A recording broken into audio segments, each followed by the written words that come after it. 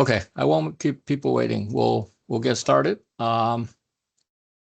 Use the question, answer, or chat to raise questions.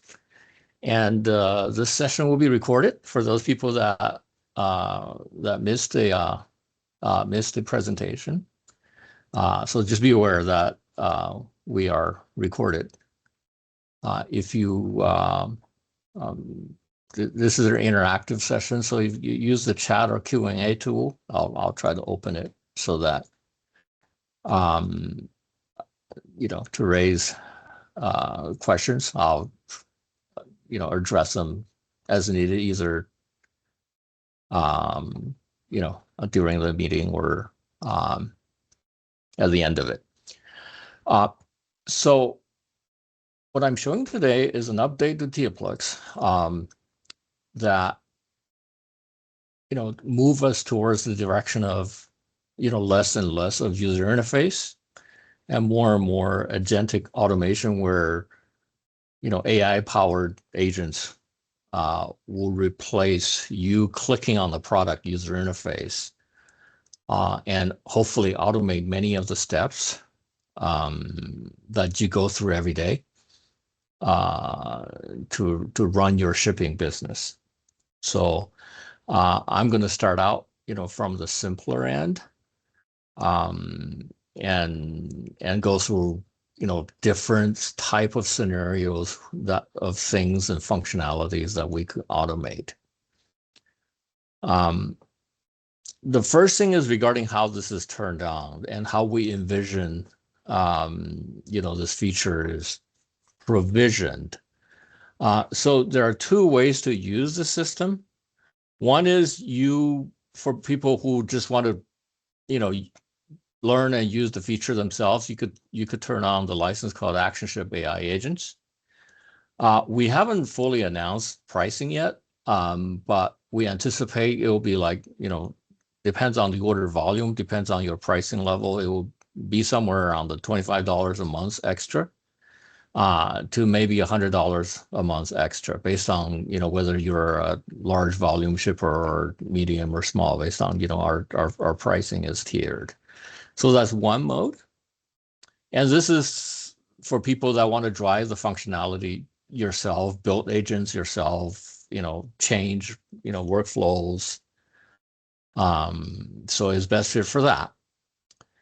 We also are planning to offer a mode where you will send a request to Teapplix with your business scenario, and we will build one for you. We will actually build an agent for you, probably for a one-time charge, and maybe if you need to revise it later on, there'll be another charge. So we have customization work schedule. So it's a small fee, and this is more for people that want to don't want to deal with even building an agent, chatting with the AI, chat boxes and designing an agent or trying to debug it and review it and all that. So it's up to you in terms of how you want to leverage it. So what are agents and what type are available and what can you do with it? Okay, I'm going to start from the simple and go to the different varieties. I assume you're somewhat familiar with the Teapplix, the concepts, and the user interfaces. So the simplest, there are different type of agents, and I'm gonna walk through all of them. You might be aware of, for example, we have, if I go to a screen, we have a concept called filters, and this is used to when you have orders coming in. There you could manually set up rules and actions of, you want to, based on the condition, move the order to a queue and set up shipping method and ship class and whatever. It's based on a fixed manually designed set of fields and set of conditions, right? With AI, the concept is called router agents. What happened to a router agent is you could either design one that's global, that applies to every order that's integrated into Teapplix, or I'm integrated with a bunch of marketplaces, and you could design a router agent that works for orders for a specific marketplace. And then what happens is you could use natural language to describe your business scenario, to describe your condition of what you want to do. And, Teapplix has already trained the large language model with our vocabulary. So they understand what an order queue is. They understand what's a Home Depot order, and it understands basically, if you look at the Teapplix help pages, we have what's called an API documentation page. And all the terminologies, store type, store keys, transaction ID, set the residential flag on an order. So all the vocabulary is understood by the large language model. And you could use English to describe how you want to filter the order. For example, here, this is a really, really simple. So I want to move all the orders with more than one line item to order ID queue. To the queue with ID 4. For orders with one or zero line items, do nothing. Okay, so we just moving all the multi-lines. For Home Depot orders, if the ship class is FedEx, set the residential to 1. Okay, I want to set the residential flag to 1 if the order comes in and we assign the ship class to FedEx. And you could, even if you make a mistake, for all foo bar orders, move to queue. Actually, hold on a second. Let me, this is connected to the sandbox. Hold on. Let me switch screens to log into the production screen. Hold on.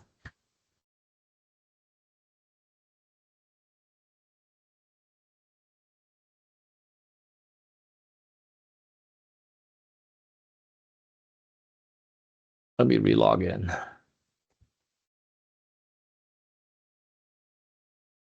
This is the production. So if I make a mistake, for all foo bar orders, move to bar foo queue. So you write your instruction in English. You could go simple, you could go complex. You could, for example, import a CSV to give it some kind of a reference table to do additional lookup and so on and so forth. So there are many things you could do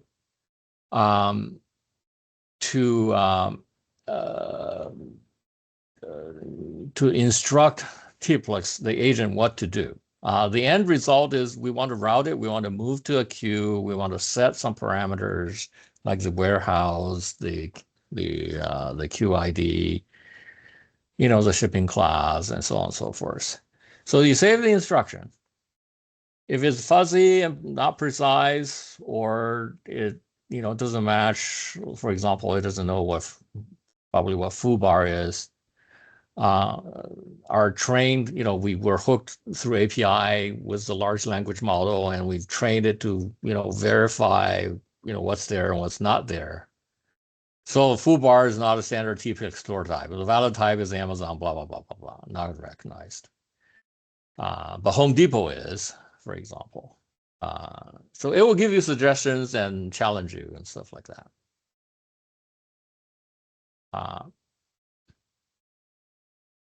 So it will ask for the clarification.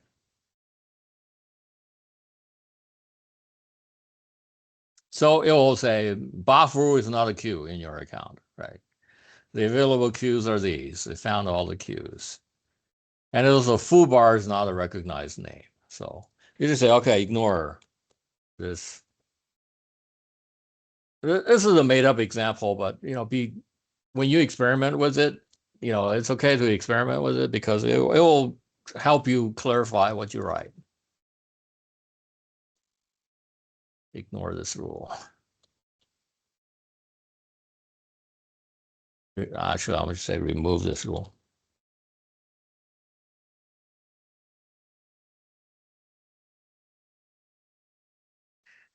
So I'll respond by asking it to remove this rule, and it will then review the rest of the rules, and then it will ask me to save it. Okay, so it removed the rule and kind of here's the revised version, and also okay, so let's save the revised. Now this is just English. Now how does Teapplix execute on that is the next step. It's called a code gen step. So what we do is after this is reviewed, we will push this button. It might take a while. Sometimes if for complicated rules, it could take, 5 to 7 minutes. It will generate a programmable instruction that the Teapplix order download system could execute. This is not 100% perfect, but it's, most of the time there. And here it asks an instruction, okay. How should Home Depot order be identified programmatically? The account data shows related profiles, and so it's trying to do this, right? Or is it a tag? And we'll say store type is Home Depot. We'll give it that response. So like I said, even during program generation, it could challenge you. It could ask clarification questions. Make sure you wait till this goes to the finish and there's the last step to save the generated program. So again, this will be, if you turn on the license, you could do it yourself. We're here to help.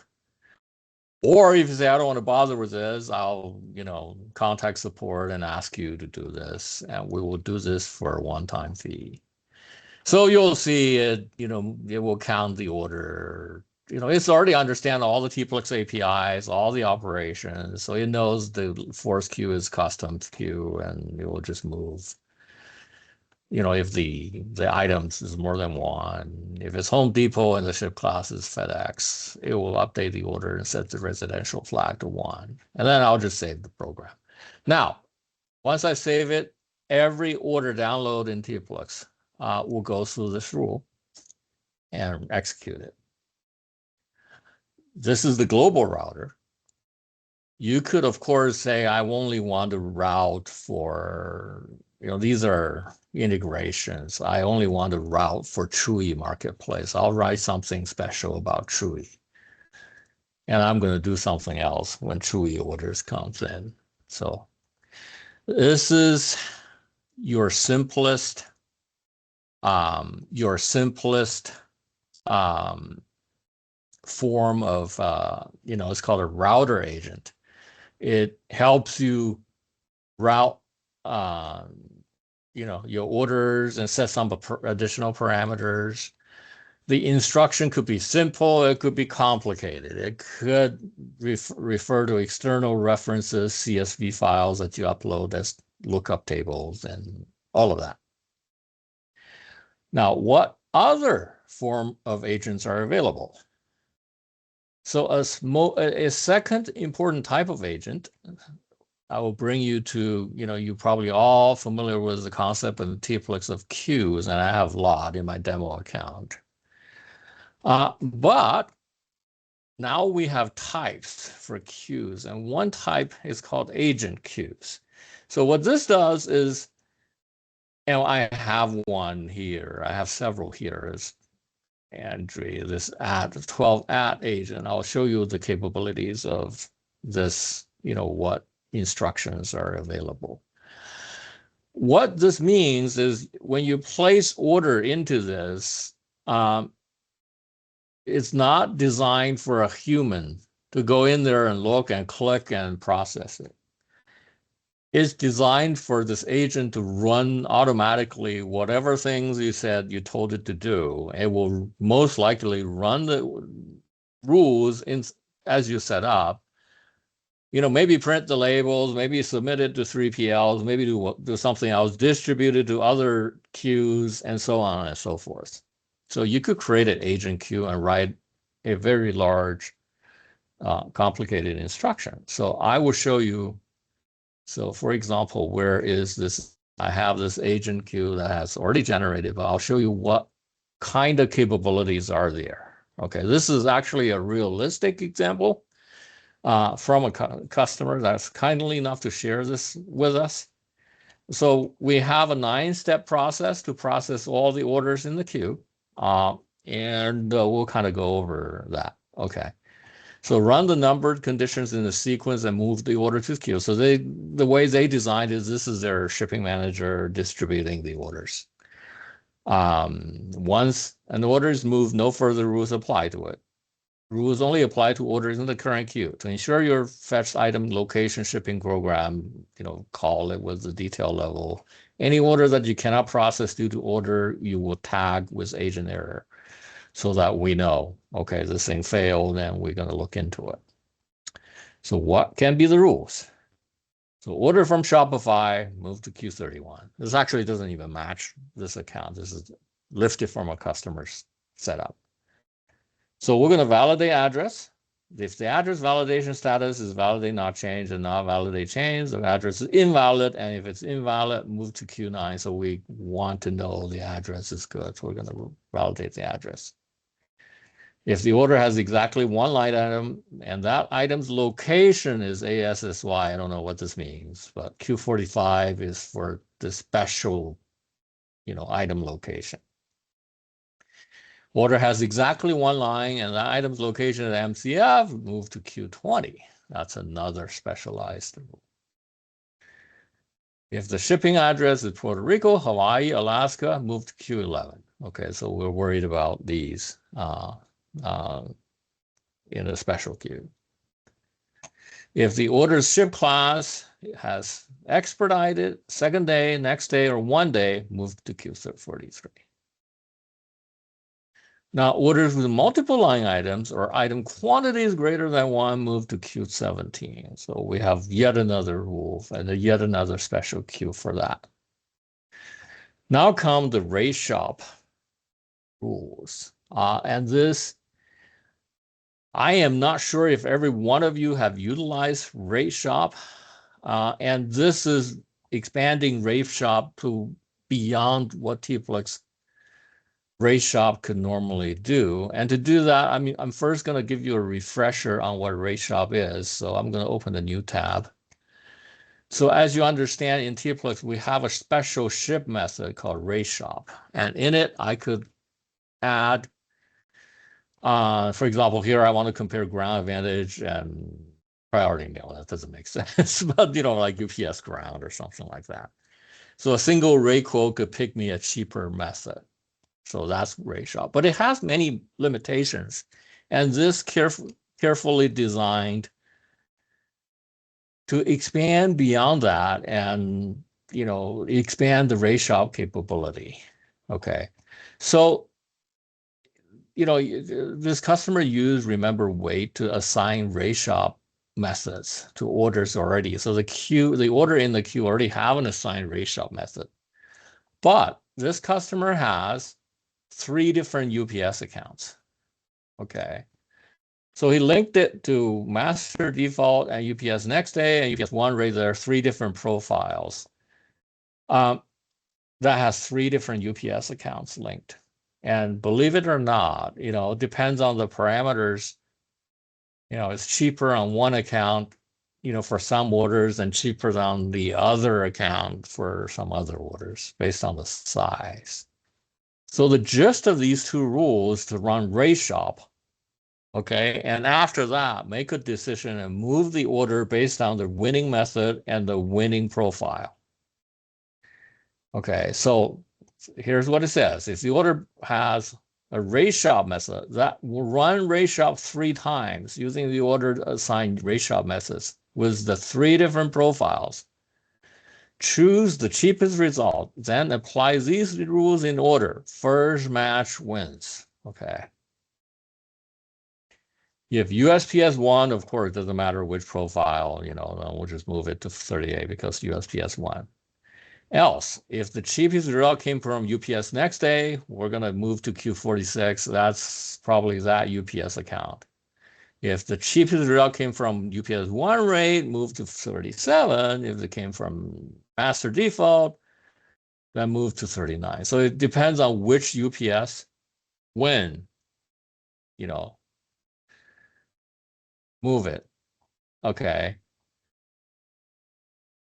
I mean, if it's master default, of course, we only move it when the winning carrier is UPS. If it's not UPS, okay. For example, this customer also has GoFo integrated. Then, depends on which carrier one. If it's on track, if it's GoFo, move it somewhere else. So what they want is basically depends on which carrier. They want, queues per carrier, so the packages are easier to sort because they're gonna give it to different people. Okay. All else fails, save the return ship method, immediately continue the rate 9. So, okay, there's more rules. Okay, save the method. So basically break away from the rate shop and then do more mapping, UPS, USPS. So the end result is the order already selected which account, if it's UPS, which UPS account to print it. And then it's sorted by carriers. Each carrier has their own dedicated queues. Once it's all done, you picked out all the special orders, you picked out all the address problems, the Hawaiis and whatever. You no longer need to look at it. I mean, basically, you got a USPS queue. You can select all the orders and print. That's it, right? So after this thing is done, this used to be done by a human, and it takes, and it's not a cheap person. This is a manager that used to do this. It takes multiple hours, and then they skip a step, and then when it gets busy, instead of checking 3 different UPS accounts, they start checking 2 of them only. And when person leaves, you hire a new person. To train someone to just redo this takes a long time and all of that. But anyway, they've written this instruction, and then you go to CodeGen and push a button. It takes about 5 to 7 minutes, and you get this program that that we set up an automated run, and this runs every morning at 6:30 and process. This customer has on a Monday maybe 1,100 orders, on a weekday maybe 300. It literally saves 3 to 5 hours a day worth of human time just for this one agent.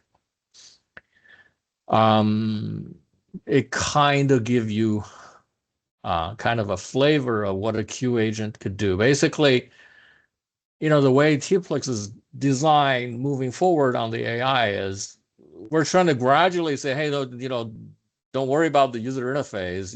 All of it is done by these things that, more and more of the things will not require the user interface. You write your agent instructions and they would use the user interface, not you or not your employee. Okay, so that's the queue agent. Queue agent basically says, I got a bunch of orders and maybe at 6 o'clock or maybe at 8 o'clock in the morning before my packer shows up. It's going to process the order and route them and, clean up and, put them in queues and assign methods and do whatever before your packer comes in. Just hit a button to get the label. Okay, so we talked about router agents and we talked about queue agents. There are some additional ones that standalone.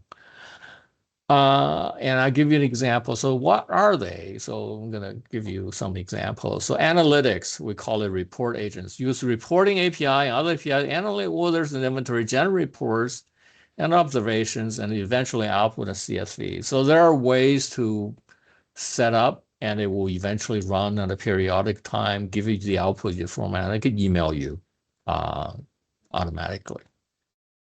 A pipeline agent is something that's designed to process CSV inputs and maybe generate CSV outputs. That's why it's called a pipeline.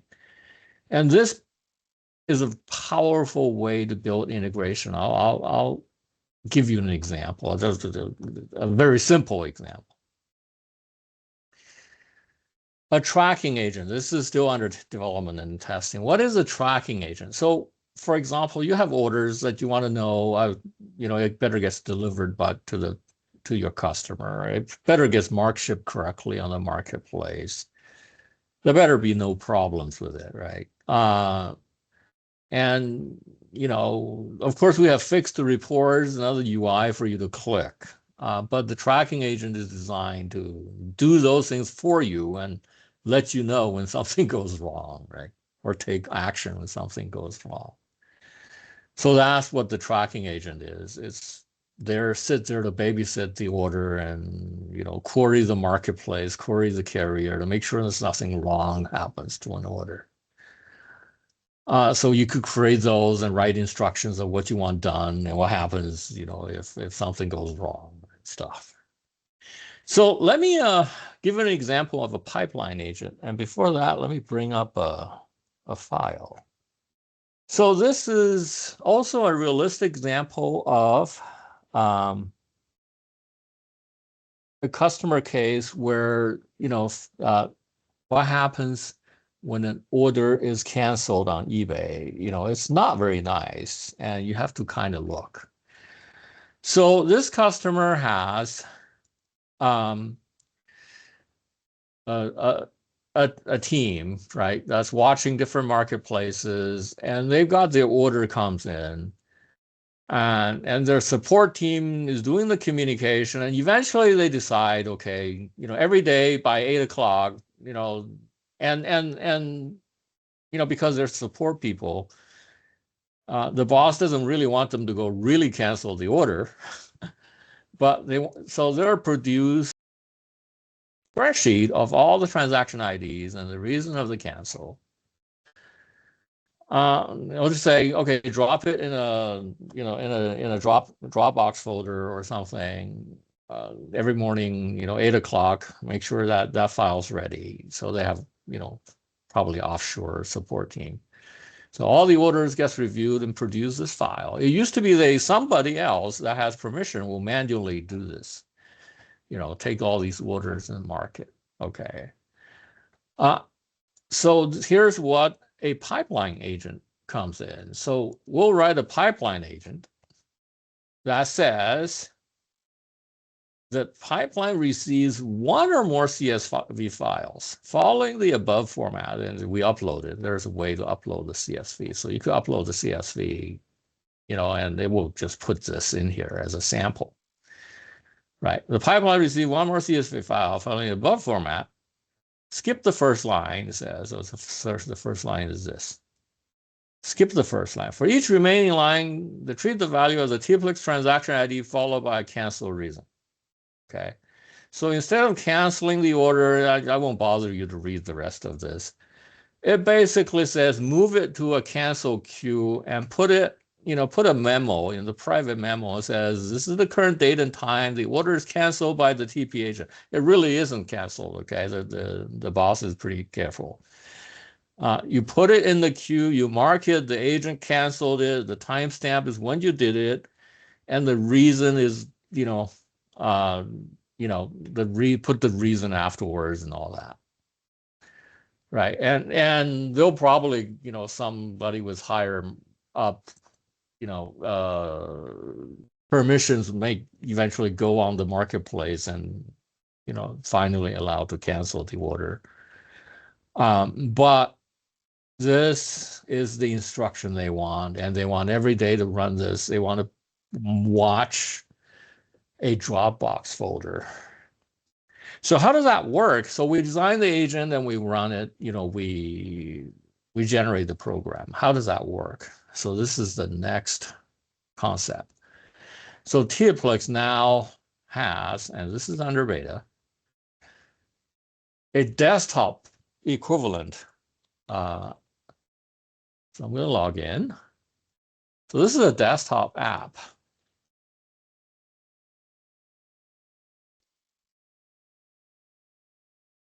What can this desktop app do? It could download a bunch of labels and print to a printer using the scan and print workflow. If you're familiar with that, there are instructions and all that. If you want to use this for scan and print. But you could also authorize it to make auto runs. And what's an auto run? So let me create one. So I'm going to say auto run means this is daily cancel. I'm going to select an agent. Oops, I don't have an agent. I don't know where that went. Okay, that might be a bug. So you will select a pipeline agent. And, we'll say, okay, daily at 8 a.m., not 9 a.m., we will run this, and we will launch a folder. So we'll just say this is a folder. Okay, well, you put a Dropbox folder, some shared folder that, your support team on some other machine is dropping files into this folder. And the file is CSV. We're going to run once per file. And we must put an archive folder because you have to move the file to somewhere else. So we're going to put an archive folder. And we'll create this rule. It will watch this folder for files at every 8 o'clock. Any file it does, it will upload to the agent that we just created behind it. And it will process it and move the order to the queues. So you create and you just keep this desktop thing running on some machine, and it will run the pipeline agent. You could use this this is just a simple, fake cancel example. It's not a real cancel. You could use it for importing orders, or, if you have a custom integration, somebody sends you a CSV file that's a different format, you could design the pipeline agent to import that file automatically. And then generate a shipping, confirmation in another strange format and send it to them. Because we're using AI, it could read the format and understand it and, write something that parse or, generate the format.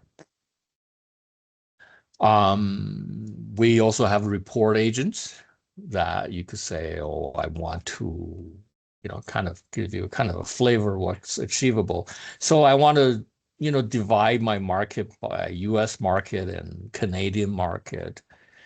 And I give it the SKU. I want to have the image. And then I want to know the yesterday's sale, last week's sale, last month's sales, and then how much I have US inventory versus Canadian inventory. Right? And a bunch of, what is a US marketplace and a Canadian marketplace that's integrated. So I write a bunch of rules and then generate this report. That's another kind of agent is, I'll have this report emailed. The setup of the automatic execution is manual. You have to contact support in Teapplix right now. There's no UI yet to load the report for you, to run the report automatically. But you could email support and we'll add it to our cron jobs, and every day at what time it will run agent 5, every day at 5 o'clock Pacific or something like that.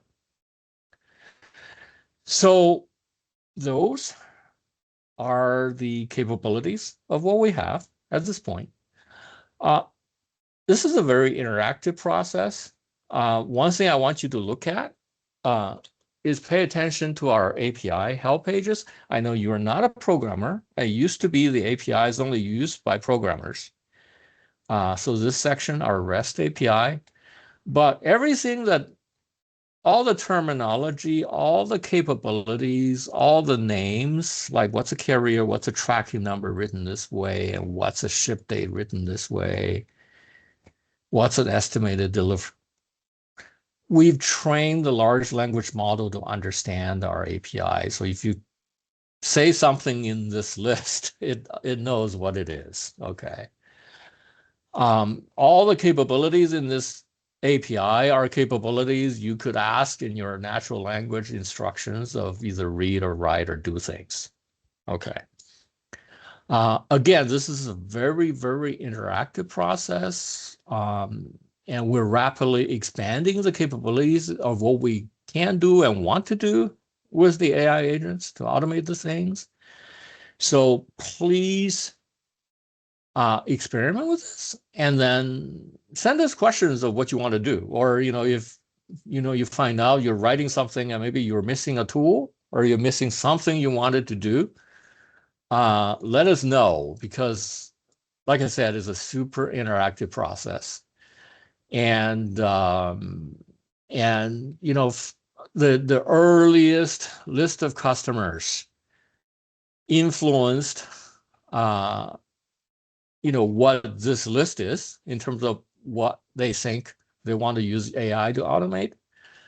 But as we are adding a lot more APIs, we're adding basically actions. What actions can the agent do, right? Some of it might even in our roadmap, it might even include actions on some other systems that if we could reach using an AI or an API, we want to do something on some other system, or some additional data you want to fetch or report you want to fetch out of Teapplix. So let us know. And if you want us to help you build an agent, again, let us know. That's, and this is an area, like I said, is rapidly expanding. So that's all the presentation I have. I'll leave the floor for questions, and I'll try to you can send them through chat, or if you want, I guess I could unmute everybody, and if you could just let me see if I know how to do this. I'm not sure I know how to unmute.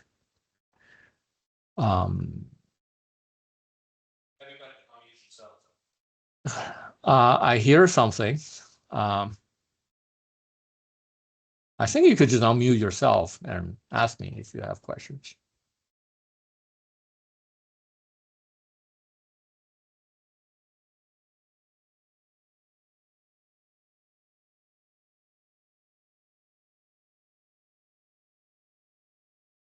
So which AI do we have to select if you want to just get a report?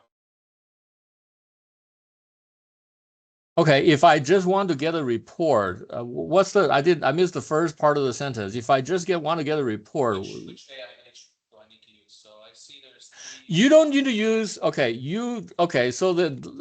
we use Open Router and the model is already hooked into Teapplix server by itself. You don't have to, okay, you. If I make okay, I still can't hear you. Yeah, can you move closer to the mic? Yeah, okay, so if I choose new agent, what option do I need to do? I have analytics, pipeline, or track. Okay, so you could go on the subscription in your account and turn it on. It's up to you, which agent is a better fit for you. Okay, you could create whatever agent you want. This is my demo 2 account. You go log into your account. Right now, we're not charging for it. Just turn on the license and play with it. You create. So what should I choose? Should I choose analytics, pipeline? So report is analytics. Pipeline, let me explain pipeline. Pipeline typically involves a input to Teapplix. Basically, pipeline typically involves this little desktop tool, okay? Because it's a file that you want to touch on your disk, okay? You don't have the time to log in or upload a file. You say, I have a folder here. There are files in here that some other people put in there, and I want you to pick them all up and do things with it, right? That's what a pipeline does. A report, analytics agent, a report agent will email you every morning or every afternoon or whenever, with a CSV attached to it, probably. But it cannot touch files, okay? It cannot see files. It cannot read your disk. a pipeline, because it's involved with a little desktop, to read your disk and look at your files if you tell it which folder to look.